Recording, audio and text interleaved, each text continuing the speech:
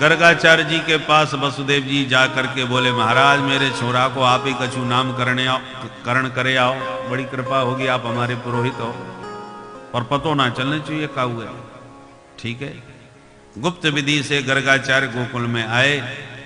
नंद बाबा ने स्वागत किया, अहो भाग्य हमारे, आप जैसे संत पधारे, महाराज कृपा करके एक निवेदन करवो चाहूं। हाँ बोलो। बोले आपकी कृपा से 2 छोरा है महाराज घर में, एक रोहिणी को है, एक जसोदा को है, पर यह जसोदा के लाला ने जब से जन्म लियो है आपके ऊपर बड़े संकट आए गए।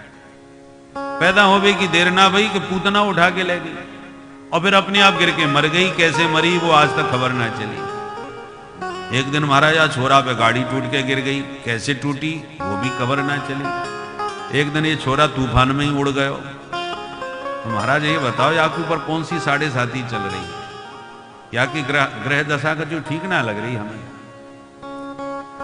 गर्गाचार्य जी बोले ग्रह दशा तो हम सब बता देंगे, ज्योतिष के महान पंडित हैं, बस पहले नाम बता दे, या को नाम कहा है तो मैं राशि फल देखूं। बोले महाराज नाम तो मैंने कछु ना धरो अभी। बोले ले, जब नाम ही ना धरो तो अब कौन सी राशि देखूं मैं। अरे महाराज जी तो फिर आप ही कछु नाम धर दो। गर्गाचार्य जी बोले नाम तो हम धर देंगे, परंतु एक शर्त पर। क्या?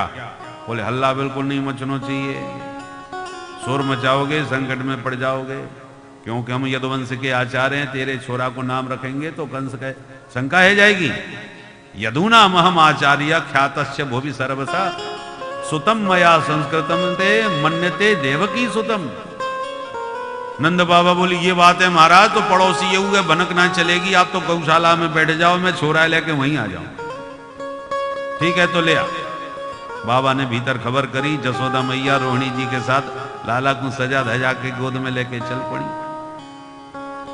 रोहिणी जी बोली बहन जसोदा, या पंडित को बहुत नाम सुन रहा है, हमने बड़ो भारी विद्वान है। जसोदा जी बोली बहन तू कह तो या पंडित की परीक्षा लेके देखूं मैं। बोले बहन तू कैसे परीक्षा लेगी।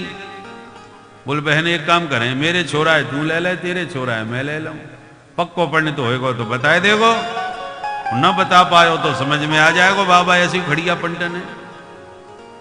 ठीक है, तो दोनों माताएं अदला बदली करके गौशाला में बाबा के पास पहुंची। महाराज जी प्रणाम। बाबा ने हाथ उठा के जैसी आशीर्वाद दियो तो नंद के लाला पर दृष्टि पड़ी। जो नंद नंदन का दर्शन किया, गर्गाचार्य जी की तो प्रेम समाधि लग गई, निर्निमेष नयनों से निरंतर निहारते रह गए।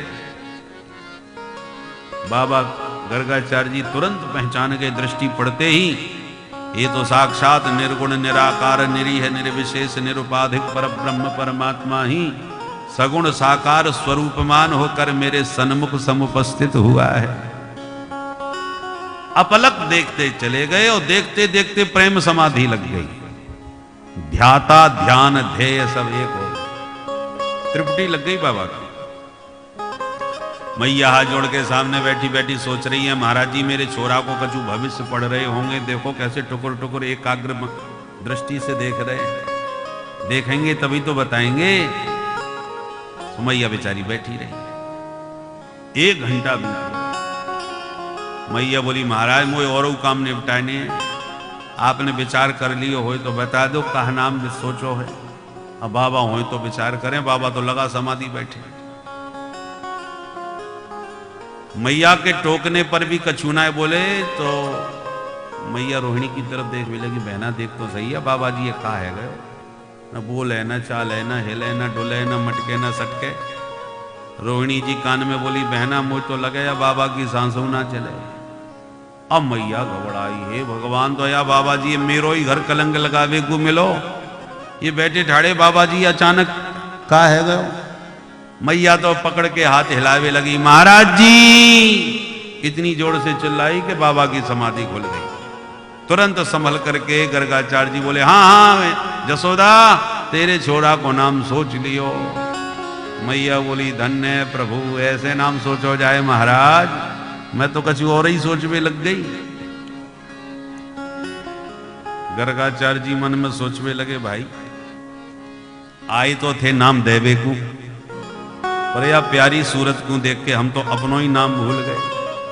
आलोपितम पुरनेन ममैव नाम। अपने आप को संभाला गर्गाचार्य जी ने और दोनों बालकों को पुनः दोबारा ध्यान से देखा। मन में सोचा कि परीक्षा तो ना है रही, ये अदला बदली सी कैसी नजर आ रही।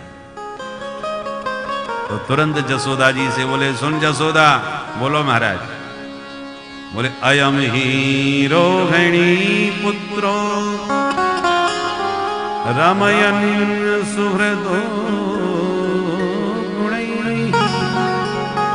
आख्यास्यते राम इति बलाधिक्यात् बलम्